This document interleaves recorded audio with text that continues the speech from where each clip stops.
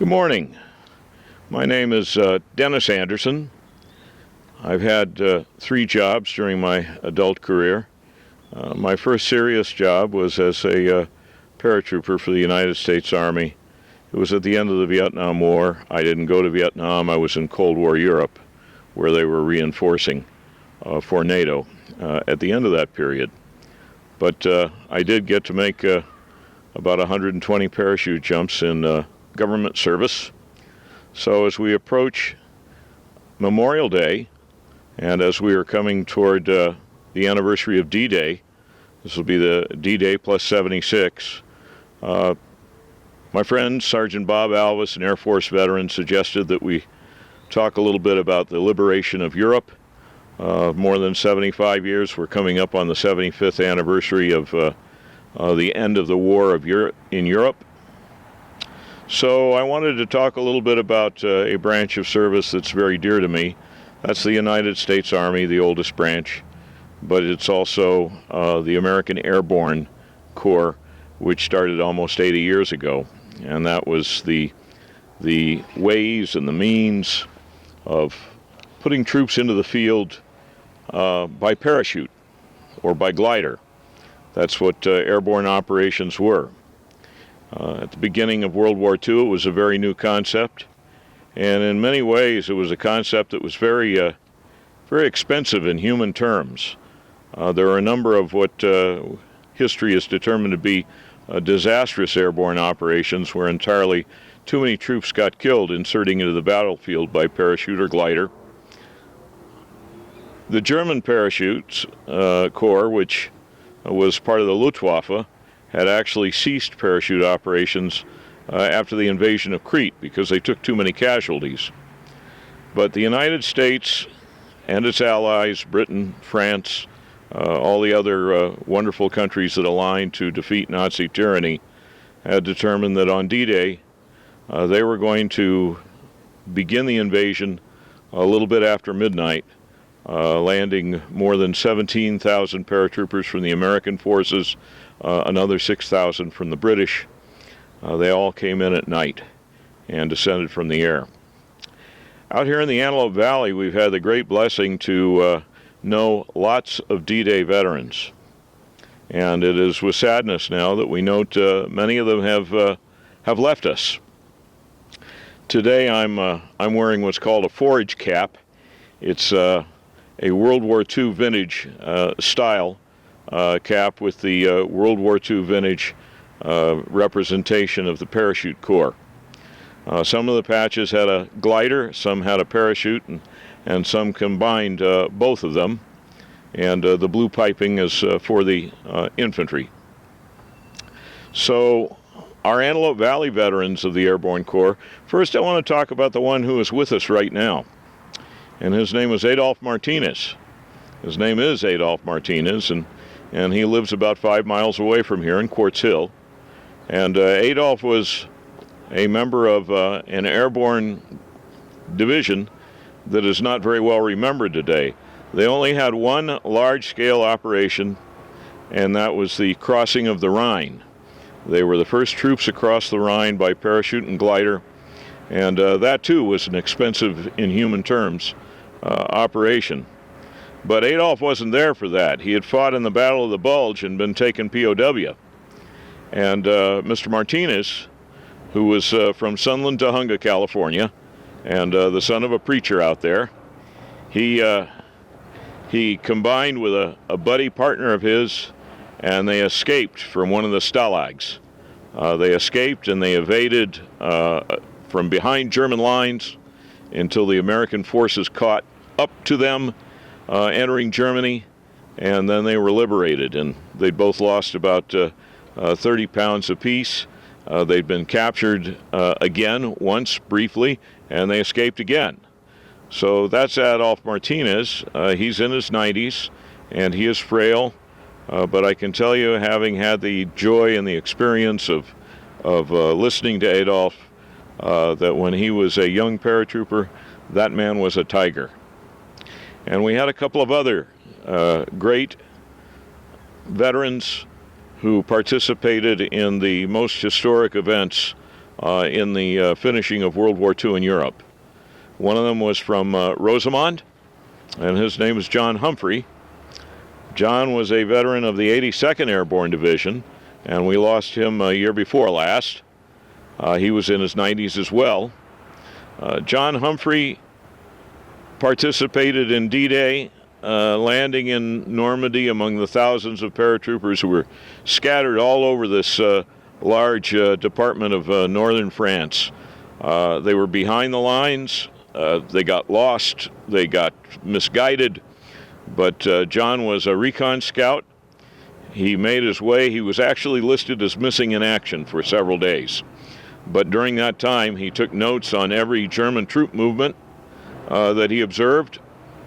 And John was ultimately awarded the Bronze Star, the Valor.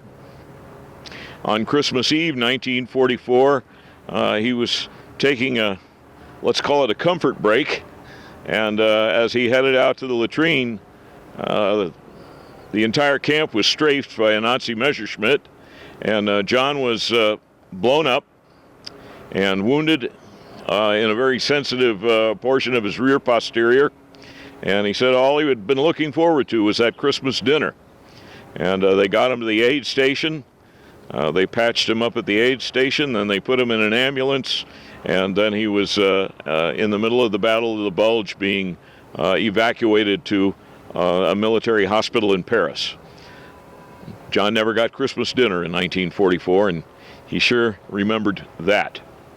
But ultimately, the 82nd Airborne and the 101st Airborne Division that was encircled at Bastogne broke out.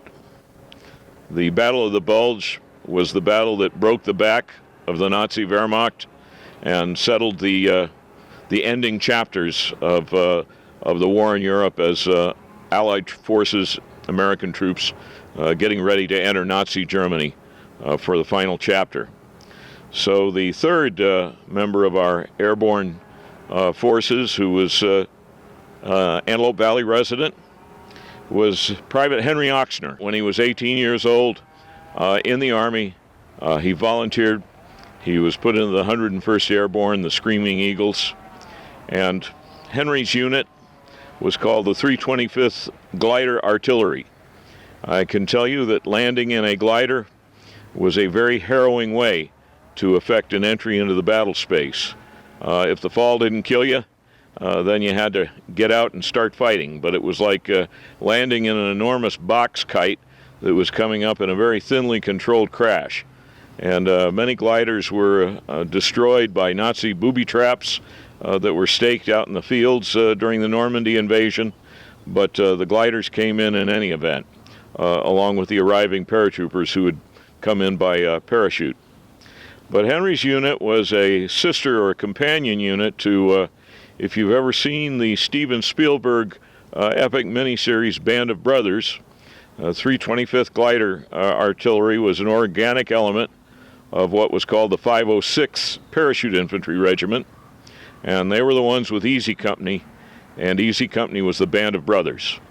So Henry was there from the invasion of Normandy all the way through a disastrous airborne operation in Holland called Operation Market Garden, which was to try and get across the Rhine by a series of bridges in the summer of 1944. It didn't work, but the Screaming Eagles of the 101st Airborne Division and the All-Americans of the 82nd Airborne Division fought like tigers. They fought their way out, and they were ready to be on hand for the final act. And our California City resident, Henry Oxner, was decorated by the government of France in 2017. They awarded him the Legion of Honor, which is France's highest decoration. He was the Order of Knight Chevalier of the Legion of Honor, and Henry was able to attend that ceremony at the Los Angeles Veterans Cemetery, and he was decorated by the Consul General of France, Christophe Lemoine. And the entire Oxner family was able to be there, and I was a pretty happy camper because I just got back from doing Red Cross duty in Hurricane Irma, but I was able to get to the cemetery in time for for Henry's award and decoration. So the end of World War II for Henry was at what was called the Eagle's Nest, the Adlerhof. And if you see Band of Brothers, which is a wonderful way to get some of the bona fide history of what happened during the liberation of Europe by Americans during World War II, they got to the Eagle's Nest, and that was Hitler's Alpine Redoubt in the Bavarian Alps. So Henry was there on hand. The 325th glider moved up the top of the Alpine crest with 506 Parachute Infantry Regiment and Easy Company, and they all got to drink some champagne that the Nazis had stolen from the French at the end of World War II in Europe. And Henry came home to live another 75 years. He married a wonderful woman named Violet. They had 4 splendid daughters, all of whom live in California City. So as we approach Memorial Day this coming week, and as we think about what sacrifices American forces, please bear in mind I don't denigrate or think less or any less of all the other forces that were involved. There was the Army, the Navy, there was the Marine Corps, there was the Coast Guard, there was the Army Air Corps, soon to be designated the United States Army Air Force, and there was also the Merchant Marine. And without all of these forces together, we would not have the world that we live in today. They did a tremendous duty in service of humanity. They did what President Franklin Roosevelt said, to liberate a suffering humanity and bring our civilization into the bright light of many of the freedoms that we enjoy today. So I think about these 3 fine American soldiers, and I also think about one who is still with us, Mr. Art Ray, who is a member of our Coffee for Vets confab that we were having every week at Crazy Autos before the COVID pandemic descended on us. The group is still meeting virtually. We stay in touch with each other by phone and video conference, but Sailor Art Ray was on the USS Quincy on D-Day, and they were putting rounds downrange, and they spent the D-Day invasion supporting troops that were landing on the beaches and putting rounds onto Nazi targets inland, and they continued to do that for the next couple of weeks along the French coast. Later, Art Ray's ship, the USS Quincy, sailed back to Newport News, where they picked up President Franklin Delano Roosevelt. Young Art Ray wondered, why did they have an elevator installed outside the ship? And it was to lift President Roosevelt, who could only navigate by crutches or in a wheelchair, to get him up onto the ship en route to the conference at Yalta, where he met Winston Churchill and Joseph Stalin, and they began to plan what would the world after the war begin to look like. It would not be an easy world, because Joseph Stalin was determined that he would make it as difficult for the former alliance as possible and begin the long Cold War. But Art Ray was there for history at D-Day. He was there to pick up President Roosevelt, and the USS Quincy was also in Tokyo Bay during the signing of the surrender documents, Victory over Japan Day, that ended World War II. So Art is in his mid-90s now. Last week he was outside painting a fence, and he's taking good care of himself.